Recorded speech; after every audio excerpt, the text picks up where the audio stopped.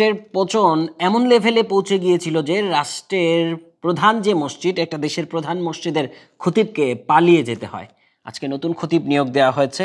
শেখ হাসিনা পালিয়ে গেছেন 5 আগস্ট, তার সরকারের পতন হয় এবং এখন অন্তর্বর্তী সরকার। সরকার এই দেশের বিভিন্ন প্রতিষ্ঠানে বিভিন্ন জায়গায় যে ধরনের দলীয়করণ, দলকানা ব্যবস্থা চালু করেছিল, যে কারণে এই রাষ্ট্রটা এক ধরনের স্বৈরতন্ত্রে পরিণত হয়েছিল। জাতীয় মসজিদ, একটা দেশের প্রধান মসজিদ, সেই খতিবও পালিয়ে গেছেন। দেশটা কোথায় গিয়ে থেমেছে এবং রাষ্ট্রের পতনটা কোথায় ধরেছে দেখুন। এই 15 বছর একটা দল 15 বছরের বেশি সময় ধরে তারা ক্ষমতায় ছিল এবং এই ক্ষমতায় থাকতে গিয়ে পুলিশকে, রাষ্ট্রের বিভিন্ন বাহিনীকে, বিভিন্ন আইনশৃঙ্খলা রক্ষাকারী বাহিনীকে যেভাবে ব্যবহার করেছে এবং মানুষ গুম, খুন, হত্যা, নৈরাজ্য থেকে শুরু করে সবচেয়ে বড় আরেকটি বিষয় যে অর্থনৈতিকভাবে দেশকে যে পঙ্গু করে দেয়, যে দেশের একটা একটা পরিবারের হাতে ছিল দেশের সাতটা ব্যাংক। সেই 7টা ব্যাংকের মধ্য থেকে একটা ব্যাংক থেকেই আমরা জেনেছি যে প্রায় 50,000 কোটি টাকা, মানে পদ্মা সেতু করা হচ্ছে 30,000 কোটি টাকা দিয়ে। একটা লোক একটা ব্যাংক থেকে 50,000 কোটি টাকা তুলে নিয়েছে ঋণ। এসালম গ্রুপের কথা বলছি, যে ব্যাংকের কাছ থেকে আজকে এই ব্যাংকগুলোকে উদ্ধার করা হচ্ছে। এখন এই ব্যাংকগুলোকে কতটা বাঁচিয়ে রাখা যাবে সেটাও আসলে নিশ্চিত না। বাংলাদেশের এই 24-এর এই সময়ে ছাত্র জনতার বিপ্লবে 15 বছরের একটা শাসন থেকে মানুষ মুক্তি পায় এবং মানুষ এটাকে আসলে মুক্তি বলছে, স্বাধীনতা বলছে। কারণ শেখ হাসিনা যেভাবে একের পর এক নির্বাচন, একটা নির্বাচন তিনি করলেন যে কোনো ধরনের কন্টেস্ট ছাড়া। প্রথম যে নির্বাচনটা 2009-এর পরে যে নির্বাচনটা হয়, এর পরের নির্বাচনটা হয়ে গেল যে রাতের ভোট, এবং 2024-এর যে জানুয়ারিতে যে ইলেকশন সেটা হলো যে মানে ডামি ইলেকশন। সেখানে আওয়ামী লীগের প্রার্থীর বিরুদ্ধে আওয়ামী লীগের প্রার্থী দাঁড়িয়েছিল। তো দেশে এমন একটা ব্যবস্থা করে এবং গুম খুন করে মানুষকে যেভাবে কষ্ট দিয়ে নির্যাতন করে একটা সরকার দীর্ঘদিন ধরে ক্ষমতায় ছিল। এবং এটা সত্যি, মানে আপনি যদি দেখেন যে বারবার যদি বলেন যে ওকে আমাদের পদ্মা সেতু হয়েছে, মেট্রো রেল হয়েছে, এলিভেটেড এক্সপ্রেসওয়ে হয়েছে, কর্ণফুলী টানেল পর্যন্ত হয়েছে, কিন্তু এটা কোন সময় হয়েছে? যে 15টা বছর ছিল এর মধ্যে। মানে 15 বছরে আমরা কি পেয়েছি? একটা মেট্রো রেল পেয়েছি, যেখানে একটা মেট্রো রেল করতে 3-4 বছর লাগে। সেই 15 বছর একটা মেট্রো রেল, যেটা পদ্মা সেতুর মেয়াদ 3 বছর, 3 বছরে পদ্মা সেতু হওয়ার কথা 10 বছরে হয়েছে, সেখানে আমরা 15 বছর একটা পদ্মা সেতু পেয়েছি। 3 বছর করে হলে আমরা এরকম 5টা পদ্মা সেতু হওয়ার কথা। তো কর্ণফুলী টানেল সেখানে একটা হয়েছে, এলিভেটেড এক্সপ্রেসে, সব কিছুই দেশে একটা একটা। তো এই সময়ে দেশে আরও বহু উন্নতির অগ্রগতির প্রত্যাশা ছিল, দেশকে আরও বেশি এগিয়ে নেওয়া যেত। স্বাধীনতার 50 বছর পরেও এখন আমরা বিশ্বের সবচেয়ে পেছনে পড়া একটা দেশ, এবং এই 15 বছরে এত বেশি এখন দেখা যাচ্ছে যে ময়লা আবর্জনা যোগ হয়েছে, যেখানে হচ্ছে যে যে জায়গায় উপদেষ্টারা হাত দিচ্ছেন সেখানেই দেখছেন যে দুর্নীতি, লুটপাট এবং নানা কাণ্ড কারখানা। যে একটা ফেসিবাদ তন্ত্র কায়েম করতে গিয়ে সরকার যে ধরনের প্রতিষ্ঠানগুলো, সরকারি প্রতিষ্ঠানগুলো যেভাবে ধ্বংস করা যায় সেভাবেই কিন্তু ধ্বংস করেছে। একটা ব্যক্তি 7টা ব্যাংক করায়ত্ত করে ফেলেছিল। মানে একটা পরিবারের হাতে ইসলামী ব্যাংক দিয়েই শুরু হয় এই ব্যাংক করায়ত্তটা। ইসলামী ব্যাংকের প্রথমে হচ্ছে যে তাদের মালিকানায় ছিল 30%, তাদের শেয়ার ছিল সেখানে 30%। একটা পরিবারের 10%-এর বেশি থাকতে পারবে না, ব্যাংকের এমন নিয়ম আছে, কিন্তু এসালমের সেখানে 30% ছিল।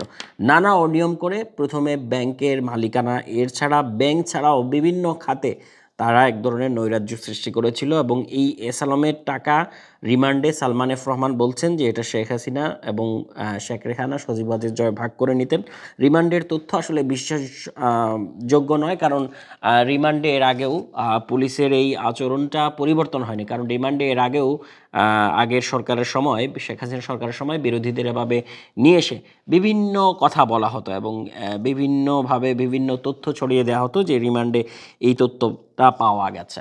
তো আজকে শেখ হাসিনার বিরুদ্ধে, যিনি এই 15 বছরের বেশি সময় ধরে রাষ্ট্র ক্ষমতায় ছিলেন, রাষ্ট্রের গুম খুন হত্যা নির্যাতন এইগুলোর কারণে আজকে তার বিরুদ্ধে যে মামলার সেঞ্চুরি হয়েছে, 100টা মামলা তিনি খেয়েছেন।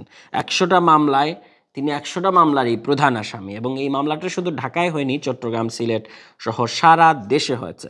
এই যে গেল এই যে জুলাইয়ের শেষ দিকে যে ছাত্র জনতার উপর গুলি, যে আবু সাইদ যেভাবে রংপুরে বুক পেতে গুলি নিয়েছে এবং এরপর সারা দেশের মানুষকে আসলে নাড়া দিয়েছে এবং বৈষম্য বিরোধী ছাত্র আন্দোলন তারা একটা কোটা সংস্কার আন্দোলনকে সরকার পতনের আন্দোলনে রূপ দিতে পেরেছে এবং তারা বলেছে যে তাদের মানুষকে যেভাবে হত্যা করা হয় তখন এই সরকার আর ক্ষমতায় থাকতে পারবে না, যে কারণে কোটা সংস্কার দিয়ে সরকার মানে সামান্য একটা ইস্যুতে সরকারের ভিত নড়েছিল এবং এরপরে পুরো সরকারটাই পড়ে যায়।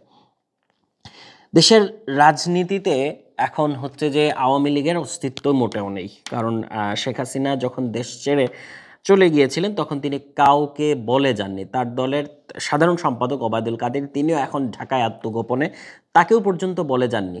সালমান এফ রহমান, আনিসুল, পলক অনেকেই ছিলেন যারা খবরও জানতেন না, মানে টিভি দেখে অনেকে জেনেছেন যে শেখ হাসিনা অলরেডি দেশ ছেড়ে চলে গেছেন, দেশে এখন আর তাদের সরকার নাই। সো এটা টিভি দেখে আওয়ামী লীগের নেতাকর্মীরা জেনেছেন, যে কারণে আওয়ামী লীগ পালাতে পারেনি। আওয়ামী লীগের নেতাকর্মীরা পালাতে গিয়ে ধরা খাচ্ছেন, কেউ মারা যাচ্ছেন এবং অনাকাঙ্ক্ষিত অনেকগুলো ঘটনা ঘটছে। সো আওয়ামী লীগের আজকে একেবারে নড়বড়ে অবস্থা, মানে আওয়ামী লীগ দলটাই এখন প্রায় অস্তিত্ব সংকটে পড়েছে, কারণ তারা যেভাবে বিএনপিকে এবং তার চেয়ে বেশি হচ্ছে শুরু করেছিল জামাতের বিরুদ্ধে অ্যাকশন। তারা যখন প্রথম ক্ষমতায় আসে জামাতের নেতাদের তো ফাঁসি দেওয়া হয়েছে। তো জামাত এবং বিএনপির প্রতি যে একটা বিরুদ্ধ মত দমনের যে একটা অ্যাকশন চালানো হয়েছিল, সেটা 15 বছরেও জামাত এবং বিএনপি এখন অনেক স্ট্রং। জামাতের আমির এখন সারা দেশে ভাইরাল, সাদা দাড়িওয়ালা, সাদা পাঞ্জাবি, সাদা টুপির একটা লোক। এখন সামাজিক যোগাযোগ মাধ্যমে মানুষ ওই ব্যক্তি সম্পর্কে জানতে আগ্রহী হচ্ছেন এবং এই দলটি সারা দেশে চষে বেড়াচ্ছে, দলটির নেতাকর্মীরা সক্রিয় রয়েছেন।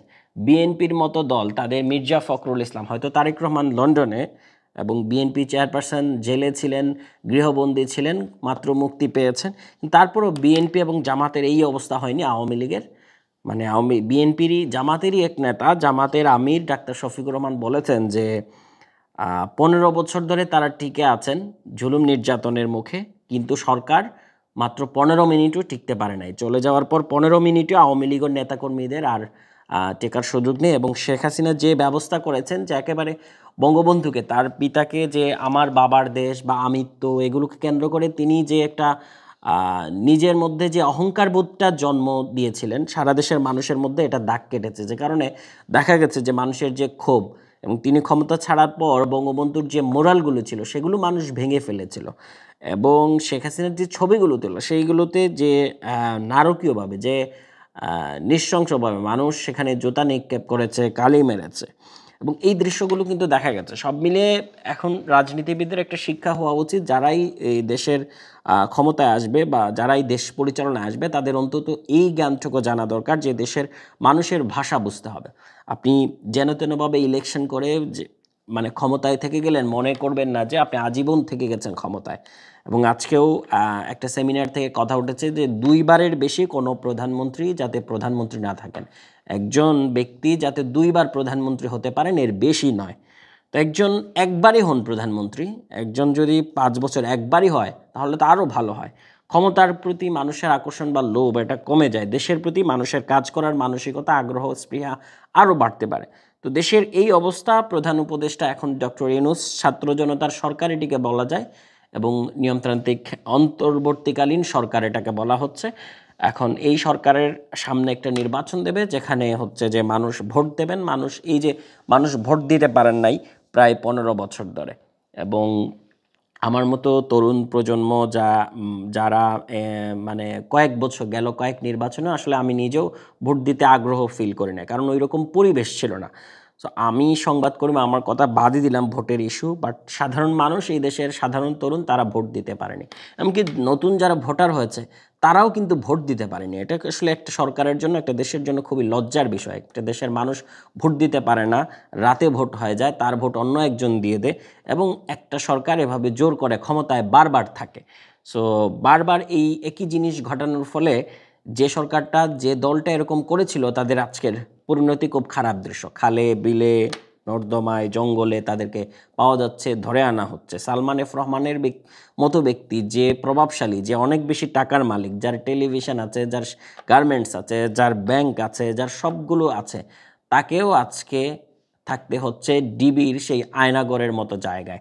সারা বাংলাদেশে যেভাবে সরকার আয়নাঘর করে রেখেছিল এবং কত শত মানুষকে যে গুম করে ফেলেছে, একটা 3-4জন মানুষ এই সরকার পতনের পর বেরিয়ে এসছেন সেই আয়নাঘর থেকে। এর থেকে বোঝা যায় যে কত মানুষকে এভাবে গুম করে রাখা হয়েছিল এবং সেই মানুষগুলোর মৃত্যু কতটাই বা আসলে করুণ ছিল। আজকে সেই দৃশ্যগুলো মানুষ এখনও জানেন না, হয়তো বের হবে তদন্তে, কারণ জাতিসংঘ অধীনে এখানে তদন্ত শুরু হয়েছে এবং গুম খুন কতটি হয়েছে, NSI, DGFI, RAB, coast guard, police, যতগুলো সংস্থা আছে আইনশৃঙ্খলা বাহিনী, তারা কিভাবে এই গুমগুলো করেছে, কে কে গুমের সাথে জড়িত, সেগুলো আসলে বের করতে হবে এবং বের করা হচ্ছে। এটা আসলে দেশের ফেসিবাদ বা স্বৈরাচারী মনোভাবের একটা প্রকাশ এবং এভাবে যিনি করেছেন তিনি হয়তো বাংলাদেশের আর মানুষের এভাবে মন জয় করতে পারবেন কিনা, বাংলাদেশের রাজনীতিতে তার অবস্থানটাই বা কী হবে, সেটাই এখন বড় প্রশ্ন হয়ে দেখা দিয়েছে। বাংলাদেশ স্বাধীনতার 50-55 বছরের মাথায় এ ধরনের একটা সরকারের পতন ঘটাতে পেরেছে। এখন মানুষের মুখে এটাই আনন্দ, হাসি, এবং বাংলাদেশের মানুষ এত বছর পরে, স্বাধীনতার পরে কোনো কিছুতেই আসলে ঐক্যমত বা এক হওয়া বা এক হয়ে কোনো কিছুতে একতাবদ্ধ হওয়া এই প্রথম আসলে দেখা গেছে। এর আগে দেখা যায়নি। স্বাধীনতা দেখা গিয়েছিল এবং এখন আবার দেখা গেল, এবং এটা কার বিরুদ্ধে? আওয়ামী লীগের বিরুদ্ধে, যারা বাংলাদেশের স্বাধীনতায় নেতৃত্ব দিয়েছিল।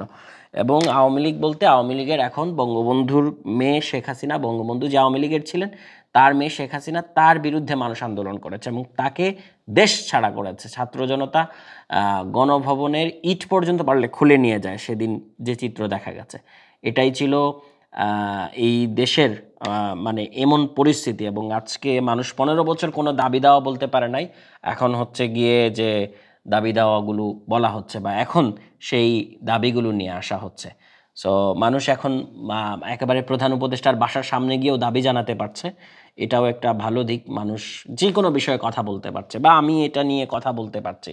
সো এটা আরও 1 মাস 2 মাস আগে এভাবে কেউ কথা বললে তাকে হয়তো আরও 10 মিনিট পরে ধরে নিয়ে যাওয়া হতো, আয়না করে রাখা হতো, গুম করে রাখা হতো, নানা রকম নির্যাতনের মুখে পড়তে হতো। এদেশের গণমাধ্যম, টিভি, পত্রিকা, অনলাইন কেউই আসলে ওই সময় সরকারের বিরুদ্ধে কোনো কিছু ওইভাবে প্রকাশ করতে পারেনি।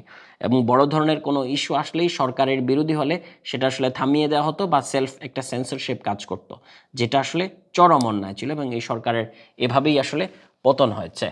আমি Sabbir Ahmed, lead mobile journalist, Bangladesh Times. আপনারা দেখছিলেন সাব্বির লাইভের ইউটিউব চ্যানেলে এটি। এই ভিডিওটি লাইক দিতে পারেন, আপনার মতামত কমেন্টে জানাতে পারেন।